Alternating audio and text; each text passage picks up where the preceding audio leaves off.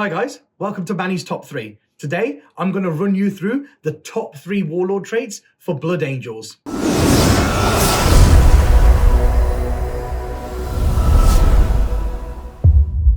If you're enjoying these videos, guys, and you haven't already, hit the subscribe button and the notifications bell just below so you know each time I release one of these videos.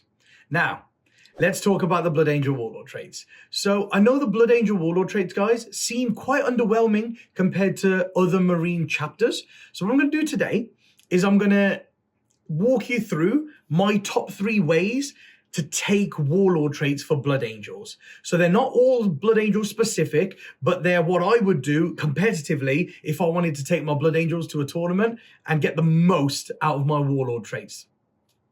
So in at number 3 for me is Selfless Valor. So Selfless Valor, it lets the Warlord heroically intervene 6 inches, which I think is pretty big because what you can do with your characters now is you can kind of guard objectives. If you've got units and characters on them, you can like guard an objective.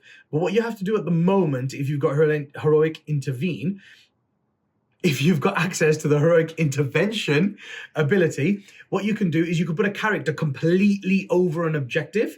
And then if somebody comes within 3 inches of the objective, they'll be within 3 inches of your character. And then you can heroically intervene and sort out the problem.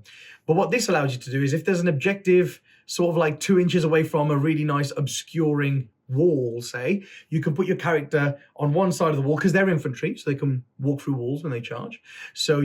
Or heroically intervene. So you put them on one side of the wall and he's within 2 inches of the objective, say, and if an opponent comes to try and come within 3 inches of the same objective, he'll be within 6 inches of your character and you can jump out and you can fight them after intervening. So I think that's a really, really powerful one in the state of the game at the moment and how to score.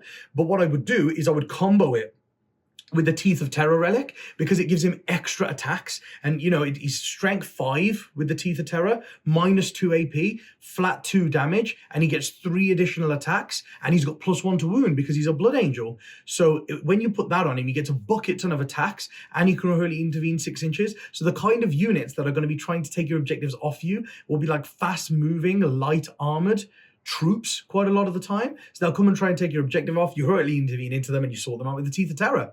So I think that's a really cool way to utilize a Warlord trait for Blood Angels in the current meta.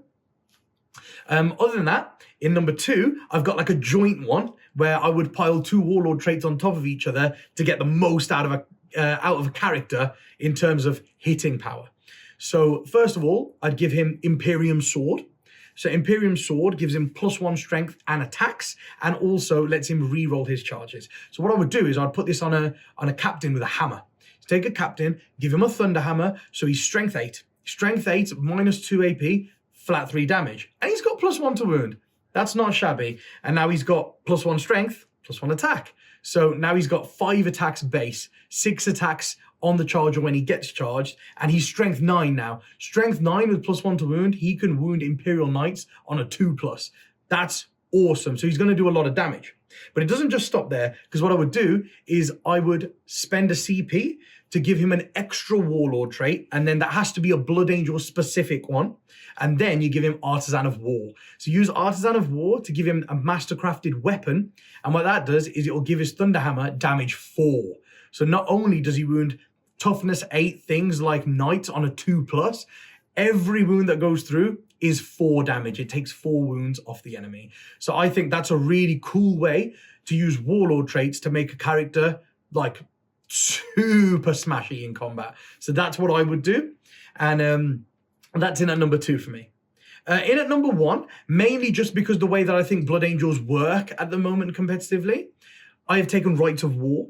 So that is a Space Marine Warlord trait that any chapter can take.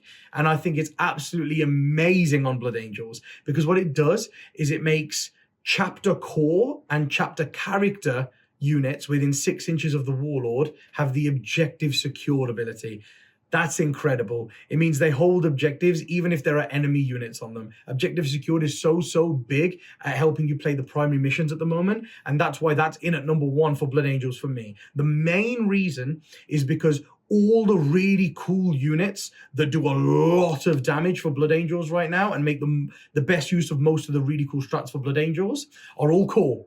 You have Vanguard Veteran units, they are core. You have Sanguinary Guard units, they are core. You have Inceptor units making use of the +1 to hit when they come in from reserve, all with plasma. They are core. And then you've got Sanguinary Priests who are characters and stuff like that. And all of those units and characters within 6 inches of this Warlord will become objective secured. So I think they just help you play the mission so well. That's probably the best Warlord trait to take for Blood Angels. It's the one I take on my Blood Angels army every time. I add more Warlord traits to it, but that's the one I always start with. That's my favorite one.